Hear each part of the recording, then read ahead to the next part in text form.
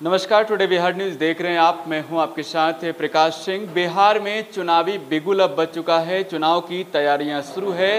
सभी पार्टियां चुनावी मैदान में हैं। ऐसे में चर्चा टिकट के दावेदारी को लेकर हो रही है। चाहे बात महागठबंधन की हो या फिर एनडीए गठबंधन की। महागठबंधन की ओर से कहें तो बड़ी संख्या में लोग पहुँच रहे हैं आरजेडी दफ्तर टिकट को लेकर। और ऐसे में फैसल रहमान हमारे साथ हैं, ढाका से विधायक हैं पूर्वी चंपारण के। टिकट कंफर्म है इस बार आपका? हाँ, टिकट तो कंफर्म ही है। पार्टी से विधायक हैं और टिकट हमारा तो कंफर्म है, इसमें कोई दो राय थोड़ी। तो आप मैदान में अब उतर गए हैं, तैयारी कर रहे हैं, जनता के बीच जा रहे हैं, क्या रिस्पांस मिल रहा है आपको?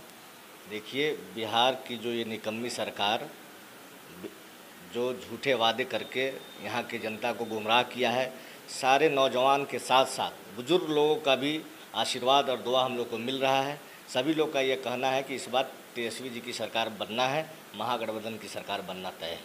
तेजस्वी को सीएम बनाना है तो इस बार ढाका विधानसभा सीट पर किस तरीके से तैयारी कर रहे हैं फैसल रहमान? तैयारी किस तरीके का है?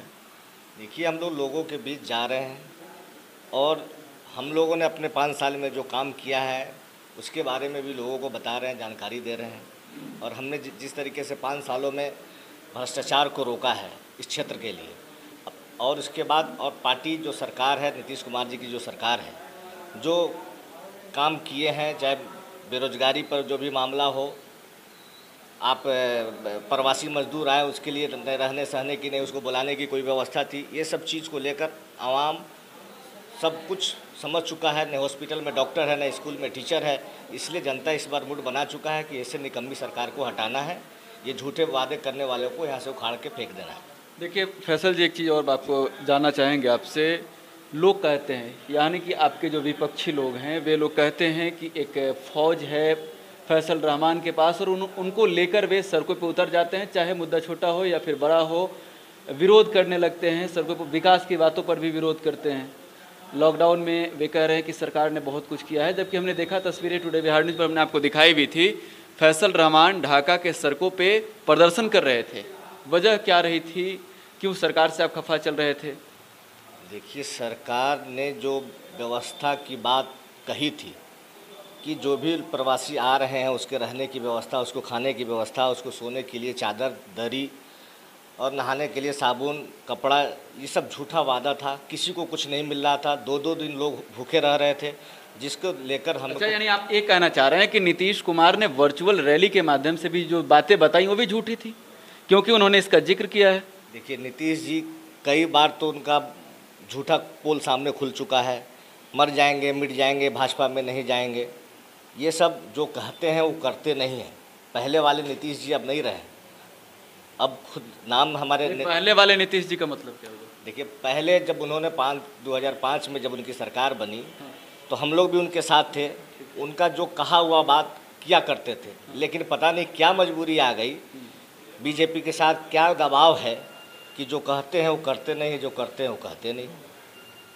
ठीक है, फैसल रहमान का कद बड़ा है आरजेडी में, तो नीतीश कुमार पर आप हमलावर हैं और नीतीश कुमार को लेकर आप बातें कर रहे हैं, लेकिन नीतीश कुमार ने संकेत ये भी दिया था कि जब वे आरजेडी के साथ थे, यानी कि महागठबंधन में थे, तब वे खुलकर काम नहीं कर पा रहे थे। नहीं, ऐसी कोई बात नहीं है। वो काम ही करना ही नहीं चाह रहे थे। वो नीतीश कुमार जी जब आरजेडी के साथ थे तो हम लोग हर चीज़ उनको छोड़ दिया कि आप मुख्यमंत्री हैं। हम लोग पार्टी 80 विधायक होते हुए भी हम लोगों ने उनको कहा, हमारे नेता ने कहा कि आप ही मुख्यमंत्री रहिए इस बिहार का, और आप काम करिए, अच्छे से करिए। लेकिन पता नहीं उनको क्या हुआ, काम करना ही नहीं चाहते थे। रघुवंश प्रसाद सिंह ने अब आरजेडी से इस्तीफा दे दिया है। वजह इससे पहले भी सामने आई रामा सिंह को लेकर, और लेकिन अब उन्होंने लिख दिया है राष्ट्रीय अध्यक्ष यानी आरजेडी चीफ को पत्र लिखा है। हमारे पार्टी के वरिष्ठ नेता हैं, अब उनको उनके अंदर क्या है, क्या उनको किस वजह से ये काम किए हैं, ये हम तो नहीं बता सकते हैं। और हमारे नेता आदरणीय लालू प्रसाद जी उनसे बात कर रहे हैं, और बात करके हमको लगता है कि हमारे पार्टी के शीर्ष लोग उनको बात करके उनको फिर से मना। आरजेडी को चुनावी मैदान में रघुवंश प्रसाद सिंह को लेकर नुकसान भी सहना पड़ेगा। फैसल जी, क्योंकि रघुवंश प्रसाद सिंह का कद आपके पार्टी में बहुत बड़ा है, आप भी ये बातें कह रहे हैं और पूरा बिहार नहीं पूरा देश रघुवंश प्रसाद सिंह को आरजेडी के एक बड़े चेहरे के रूप में देखती है। और रघुवंश प्रसाद सिंह ठीक उस वक्त जब बिहार में चुनाव है, कुछ महीने और शेष रह गए हैं, लगभग 2 महीने शेष रह गए हैं, और उस समय उन्होंने पार्टी से इस्तीफा दिया है।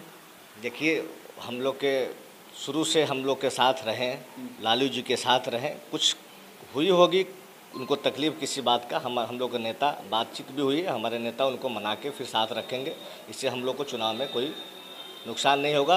रघुवंश बाबू फिर से हम लोग के साथ रहेंगे। ये दूसरी बार रघुवंश प्रसाद सिंह ने पत्र लिखा है। ठीक है, लिखे हैं, हमारे नेता उनसे बात कर रहे हैं, बात करके उनको मना लिया जाएगा। ठीक है, चलिए अब आपके विधानसभा चुनाव पर आते हैं, आपके क्षेत्र पे आते हैं। फैसल रहमान इस बार कौन सा वो मुद्दा जनता के बीच लेकर जा रहे हैं, और 5 सालों में, पिछले 5 सालों में फैसल रहमान ने ढाका विधानसभा सीट में कितना काम किया है कि जनता उन्हें इस बार फिर से एक बार विधायक बनाएगी? देखिए, सबसे पहले विकास में आपको हॉस्पिटल हमारे यहाँ बहुत जर्जर था, उसका हमने टेंडर करवा दिया, उसका काम चल रहा है। हमने एएनएम कॉलेज खुलवाया, आईटीआई कॉलेज खुलवाया, और लगभग हमारे पूरे ढाका घोड़ासहान में लगभग 200 से 250 किलोमीटर मैंने रोड को टेंडर करवा चुका हूँ। लॉकडाउन के कारण काम नहीं हो पा रहा था, लेकिन अब धीरे धीरे सारे रोड में काम शुरू हो रहे हैं। बिजली के लिए हमने यहाँ ग्रिड बैठवाया, सब स्टेशन, और सबसे पहले हम लोग किसी भाई भाई से नहीं लड़ाया, हिंदू और मुसलमान को नहीं लड़ाया, सब लोग प्रेम भाव से मिलकर सब लोग यहाँ समाज के लोग रहें, ताकि हम चाहते हैं कि सब लोग मिल व्यवहार के रहेंगे तो हमारे औलाद, हमारे नस्लें जो हैं वो आगे बढ़ेंगे, पढ़ाई लिखाई का माहौल रहेगा। ठीक है, फैसल रहमान ये चीज़ें कर रहे हैं, लेकिन आप जब ये बातें कर रहे हैं तो कौन लड़वा रहा है? कौन लड़वा रहा है भाई भाई को? ये बात तो आप समझते हैं किस पार्टी का सिद्धांत है। मंदिर को मस्जिद से लड़ाना, भाई को भाई से लड़ाना, ये किस पार्टी का सिद्धांत है तो आपको पता है? नहीं, आप खुलकर बोल दीजिए, हमें पता है, लेकिन आप खुलकर बोल दीजिए। पूरा बिहार इस वक्त आपको देखिए, देख रहे हैं, लाखों लोग इस वक्त देख रहे होंगे। आपको बता दूं कि ये भारतीय जनता पार्टी जो इस देश में सिर्फ और सिर्फ मंदिर मस्जिद के नाम पर, हिंदू मुसलमान के नाम पर राज कर रही है, वो कहीं से विकास नहीं चाहती है, नहीं चाहता है कि किसी को नौकरी मिले। आपको सब पता है, जितने रेलवे स्टेशन है, एयरपोर्ट, सबको बेच दिया, सबको प्राइवेट कर दिया। क्या है अपने हिंदुस्तान के पास? कुछ नहीं रहा। इसलिए ये सब फालतू वादे जो भाजपा ये लोग करते हैं, हम लोग का नीति नहीं है। हम लोग चाहते हैं कि अमन चैन रहे, विकास रहे, हमारे नौजवान पढ़े लिखे, नौकरी मिले उसको, स्वास्थ्य की व्यवस्था अच्छी हो, स्कूल की व्यवस्था अच्छी हो। ये हमारे पार्टी का सोच और हम लोग का सोच है। इसी बिना पर हम लोग क्षेत्र में जाकर लोगों से अपनी बात कर रहे हैं, अपने वोट। इस बार आगे और क्या करने वाले हैं? पिछले 5 साल में जो आपने काम किया, और आगे जो 5 साल का समय मांग रहे हैं आप ढाका विधानसभा क्षेत्र की जनता से, इस अगले 5 साल में क्या कुछ करने वाले हैं फैसल रहमान? देखिए, जो भी अधूरा काम बच गया है, आपको बता दें कि हमारे इलाके में मेरे पिताजी 80 से 90 तक यहाँ के विधायक रहे। उनका किया हुआ काम, सोलिंग किया हुआ काम पे आज हम सौभाग्य है हमको कि मैं उस पर पिच करवाया हूँ, उसकी ढलैया करवा रहा हूँ।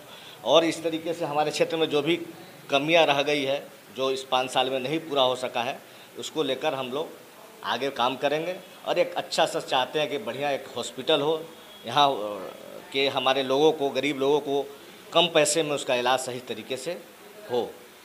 और भी कुछ मुद्दा जो आप जनता के बीच रख रहे हैं, अपनी बातें रख रहे हैं?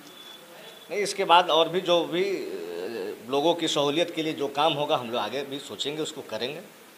चलिए फैसल रहमान जी, आपने जो 5 साल में काम किया, कोई ऐसा काम बताएं जो लगे जनता को, जो इस वक्त लोग आपको देख रहे होंगे, उन्हें ये चीज़ें समझ में आए कि फैसल रहमान ने वाकई काम किया है उनके लिए, उनके हित में। कोई ऐसा एक काम बताएं आप।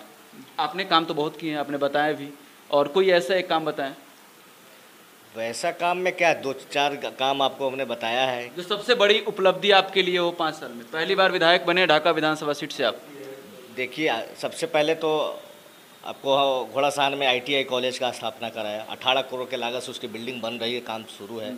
आपको एएनएम कॉलेज खुलवाया। हमारे जमुआ घाट का पुल था, मेरे पिताजी जब जिंदा थे उस टाइम माननीय मुख्यमंत्री जी से उन्होंने बात किया था इस पुल के बारे में, फिर हमने भी जब उनका देहांत हो गया तो हमने भी कई बार उनसे बात किया।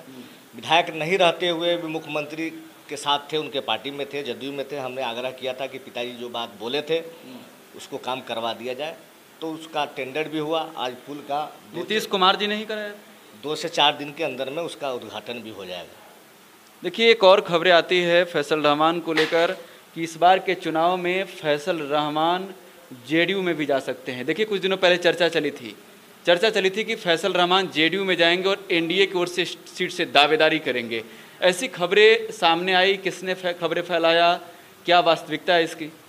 देखिए, इस तरह कोई बात नहीं है। ये सब मान लिए हम आरजेडी में हैं, आरजेडी के विधायक हैं, हम पर डे पार्टी बदलना ये अच्छी बात है नहीं।